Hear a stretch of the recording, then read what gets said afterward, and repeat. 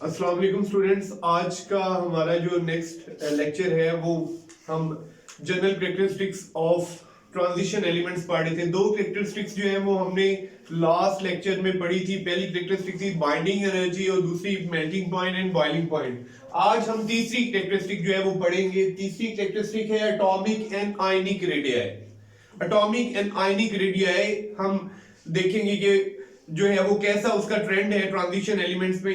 Atomic radii और ionic radii का trend तकरीबन सेम है, ठीक है। तो हम ये देखेंगे कि एटॉमिक रेडियाई ट्रांजिशन सीरीज में कैसे इंक्रीज होता है या डिक्रीज होता है, कांस्टेंट रहता है, क्यों ऐसा होता है। अब एटॉमिक या आयनिक रेडियाई, एटॉमिक रेडियाई की डेफिनेशन तो हमने पढ़ी हुई है। It is the radius of an atom considering it's spherical, ठीक है। तो हम एटॉमिक रेडियाई जो है वो ट्रांजिशन एलिमेंट जो है वो पहले लेफ्ट टू राइट जो है वो पहले डिक्रीज होगा, फिर जो है वो कांस्टेंट रहेगा और लास्ट पे जो है वो इंक्रीज होगा। तो तीन वेरिएशन जो है वो पाए जाते हैं। पहले जो है वो क्या होगा, डिक्रीज होगा लेफ्ट टू राइट जैसे नॉर्मल बिहेवियर है, और दरमियान में आके कांस्टेंट हो जाएगा, और फिर लास्ट पे एक ट्रांजिशन सीरीज की लास्ट पे क्या होगा, वो इंक्रीज होना शुरू हो जाएगा, इंक्रीज हो जाएगा। अब इसकी वजह क्या है कि पहले डिक्रीज हो रहा है फिर कांस्टेंट रह रहा है। डिक्रीज होना तो हमें नजर आता है क्योंकि न्यूक्लियर चार्ज जो है वो इंक्रीज हो रहा है, इफेक्टिव न्यूक्लियर चार्ज, तो न्यूक्लियस की अट्रैक्शन ज्यादा हो गई है। अब दरमियान में आगे कांस्टेंट क्यों रहता है, बेसिकली जो डी इलेक्ट्रॉन्स जो है वो आना शुरू हो जाते हैं। डी सब शेल जो है वो जैसे आप लेफ्ट राइट जाओ, डी सब शेल जो है वो क्या होना शुरू हो जाता है, फिल अप होना शुरू हो जाते हैं। इसकी वजह से जो आपके पास इलेक्ट्रॉन है, डी इलेक्ट्रॉन, वो शील्ड कर देते हैं आउटर 4s इलेक्ट्रॉन्स को या आउटर 4s ऑर्बिटल को। बेसिकली डी इलेक्ट्रॉन्स जो है वो यहां पे होंगे। ये डी इलेक्ट्रॉन्स हैं जो मैं आपको ये ब्लैक पॉइंटर से जो है ये डी इलेक्ट्रॉन्स है, और एस इलेक्ट्रॉन्स जो है ये बाहर वाले हैं। तो जैसे जैसे डी इलेक्ट्रॉन्स जो है वो बढ़ेंगे वैसे वैसे क्या चीज होगी, वैसे वैसे जो शील्डिंग होगी इन इलेक्ट्रॉन्स की वो ज्यादा होती जाएगी। शील्डिंग ज्यादा होने की वजह से जो s ऑर्बिटल है वो जो है वो मजीद बाहर की तरफ चला जाएगा, उसके न्यूक्लियस की अट्रैक्शन जो है वो उसके लिए कम हो जाएगी।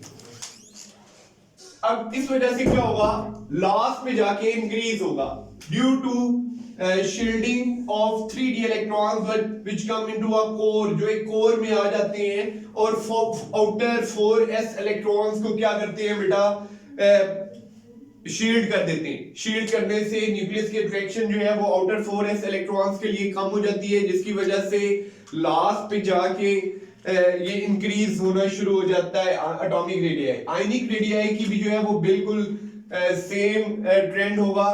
अब ये वेरी करेगा जो है, इसकी वेरिएशन, इसका कोई जनरल ट्रेंड जो है वो आप सेट नहीं कर सकते। देखे हो आप, पहले डिक्रीज हो रहा है फिर कांस्टेंट रहता है। ये आयन टू आयन और एटम टू एटम जो है वो ट्रांजिशन एलिमेंट्स में वेरी करेगा एटॉमिक रेडियाई।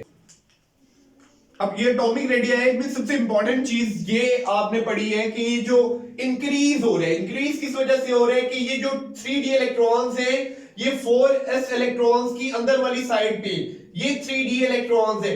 ये 3d इलेक्ट्रॉन्स क्या हो रहे हैं बेटा, ये बेसिकली ज्यादा हो रहे हैं। जैसे आप लेफ्ट टू राइट एक ट्रांजिशन सीरीज में मूव कर रहे हो तो 3d इलेक्ट्रॉन्स जो है वो ज्यादा हो रहे हैं। जब 3d इलेक्ट्रॉन्स ज्यादा होंगे तो फिर क्या होगा, फिर इनका शील्डिंग इफेक्ट भी ज्यादा होगा। किनके लिए, आउटर 4s इलेक्ट्रॉन्स के लिए। जैसे आउटर 4s इलेक्ट्रॉन्स जो है वो न्यूक्लियस की अट्रैक्शन के लिए कम हो जाती है और वो जो है वो बाहर की तरफ मूव कर जाते हैं। अब नेक्स्ट हमें क्या पढ़ने, पैरामैग्नेटिज्म एंड डायामैग्नेटिज्म। पैरामैग्नेटिज्म क्या होता है और डायामैग्नेटिज्म क्या होता है। पैरामैग्नेटिज्म होता है अगर कोई सब्सटेंस जो है वो वीकली अट्रैक्ट हो स्ट्रॉन्ग मैग्नेटिक फील्ड से, weekly attract by strong magnetic field. A substance which is weakly attracted by strong magnetic field is called paramagnetic substance and the phenomena is called paramagnetism. ये किस वजह से होता है, this is due to presence of unpaired electrons. ये unpaired electron है। किसी भी अगर आप ऑर्बिटल में अनपेयर्ड इलेक्ट्रॉन है तो फिर वो जो आपके पास एटम होगा वो पैरामैग्नेटिक होगा। अगर अनपेयर्ड इलेक्ट्रॉन्स नहीं है तो मैग्नेटिज्म भी नहीं है। अब दूसरी चीज जो आपने पढ़नी है यहाँ पे, दूसरे substances they are known as diamagnetic substances और the process is known as diamagnetism. अब ये क्या होते हैं? डायमैग्नेटिक सब्सटेंसेस वो होते हैं जो वीकली रिपेल होते हैं। पैरामैग्नेटिक जो है ये वीकली अट्रैक्ट होते हैं स्ट्रॉन्ग मैग्नेटिक फील्ड से, जबकि डायमैग्नेटिक जो है ये वीकली रिपेल होते हैं, इनको वीकली रिपेल करती है स्ट्रॉन्ग मैग्नेटिक फील्ड। अब ये वीकली रिपेल क्यों होते हैं? क्योंकि इनमें अनपेयर्ड इलेक्ट्रॉन नहीं होते, सिर्फ पेयर्ड इलेक्ट्रॉन होते हैं ऑर्बिटल्स में। अब अनपेयर्ड इलेक्ट्रॉन होने की वजह से क्यों एक सब्सटेंस जो है वो अट्रैक्ट होते हैं मैग्नेटिक फील्ड की तरफ? इसकी वजह से इसका मैग्नेटिक मोमेंट जो है, जब आप इस पे मैग्नेटिक फील्ड अप्लाई करते हो तो पहले ये क्लॉकवाइज जो है वो रोटेट कर रहे हैं, अब इसका मैग्नेटिक मोमेंट जो है वो चेंज हो जाएगा, अब ये एंटी क्लॉकवाइज मूव करेगा, जिसकी वजह से मैग्नेटिक मोमेंट चेंज होने की वजह से क्या होगा? ये वीकली अट्रैक्ट होगा स्ट्रॉन्ग मैग्नेटिक फील्ड। जितने अनपेयर्ड इलेक्ट्रॉन ज्यादा होंगे उतनी अट्रैक्शन ज्यादा होगी। इसी तरह डायमैग्नेटिज्म जो है, इसमें ये अनपेयर्ड इलेक्ट्रॉन नहीं होते बल्कि पेयर ऑफ इलेक्ट्रॉन होते हैं।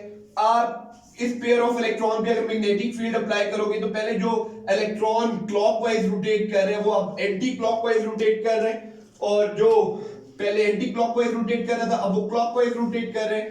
तो इस वजह से ओवरऑल मैग्नेटिक फील्ड का इफेक्ट जो है वो कैंसिल हो जाएगा और ये वाले सब्सटेंसेस जो है ये वीकली रिपेल होंगे स्ट्रॉन्ग मैग्नेटिक फील्ड से।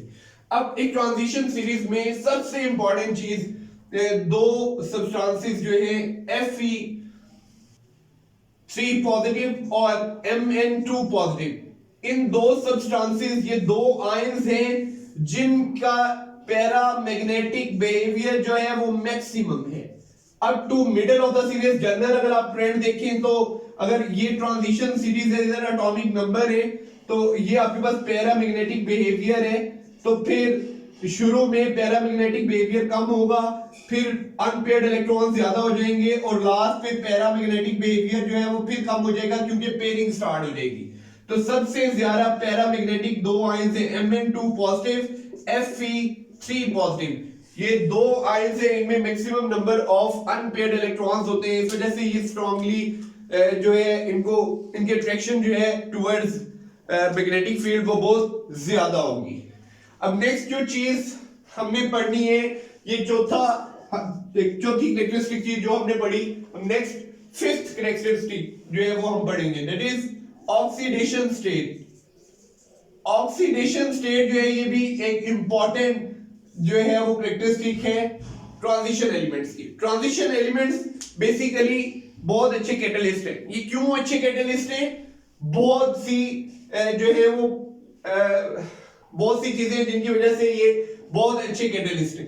नंबर 1, इनमें डी ऑर्बिटल्स जो हैं ये पार्शियली फिल्ड होते हैं। नंबर 2, इनमें जो डी ऑर्बिटल होता है इनकी ऑक्सीडेशन स्टेट जो है वो वेरिएबल होती है। इनकी ऑक्सीडेशन स्टेट क्या होती है? Variable.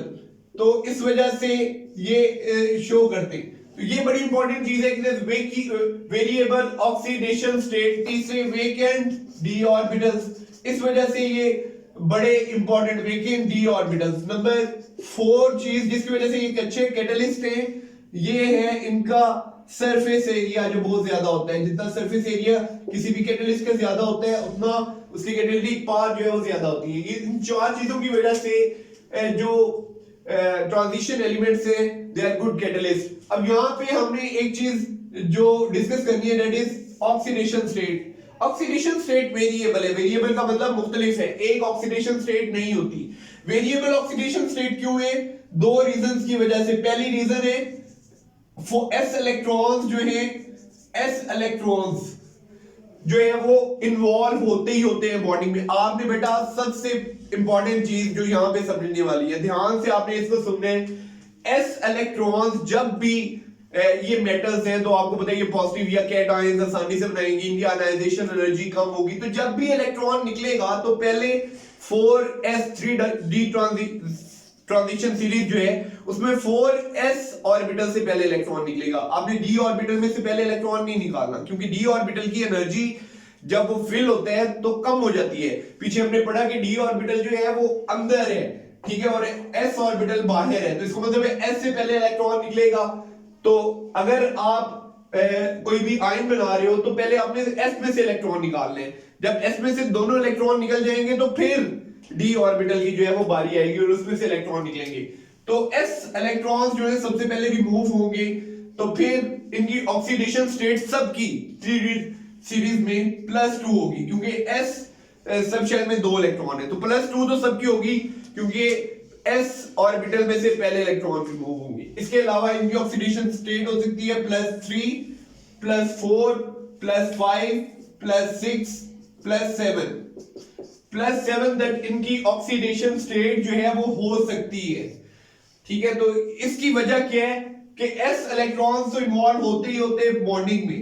In addition to s electrons, in addition to s orbital, d orbitals are also involved in bonding. d orbitals भी जो है वो इन्वॉल्व होते हैं बॉन्डिंग में, ठीक है। जितने अनपेयर्ड इलेक्ट्रॉन ज्यादा होंगे उतनी बॉन्डिंग ज्यादा होगी, ठीक है। तो oxidation state up to middle of the series जो है वो बढ़ती है और फिर ग्रेजुअली जो है वो कम होगी।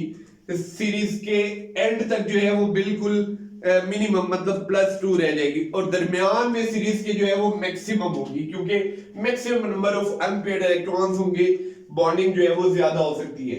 अब नेक्स्ट जो लास्ट चीज आज हमने पढ़ी है, that is very important, it is colour formation. Colour formation, transition elements जो हैं उनके कंपाउंड्स कलर्ड होते हैं। अगर किसी एक ऑक्सीडेशन स्टेट में नहीं तो किसी दूसरी ऑक्सीडेशन स्टेट में, तो किसी ना किसी ऑक्सीडेशन स्टेट में उनके जो कंपाउंड्स हैं वो कलर्ड होते हैं। ये कलर फॉर्मेशन क्यों होती है? That is due to D D transitions. D D transitions क्या होती हैं? Within D sub shell electronic transitions होती हैं। डी ऑर्बिटल्स 5 होते हैं, तो उनके दरमियान आपस में, एक तो हमने इलेक्ट्रॉनिक ट्रांजिशन पढ़ी है कि ऑर्बिट से ऑर्बिट होती है, ये ऑर्बिटल से ऑर्बिटल, और फिर वो सेम ऑर्बिटल मतलब एक डी ऑर्बिटल से जो लो एनर्जी वाला है दूसरे डी ऑर्बिटल में इलेक्ट्रॉन जो है वो ट्रांसफर हो जाता है। इससे वो स्पेसिफिक अमाउंट ऑफ एनर्जी जो है एब्जॉर्ब करते हैं और डेफिनेट अमाउंट ऑफ एनर्जी को जो है वो एमिट भी करते हैं। अब इसकी एक एग्जांपल है टाइटेनियम हेक्साएक्वा आयन।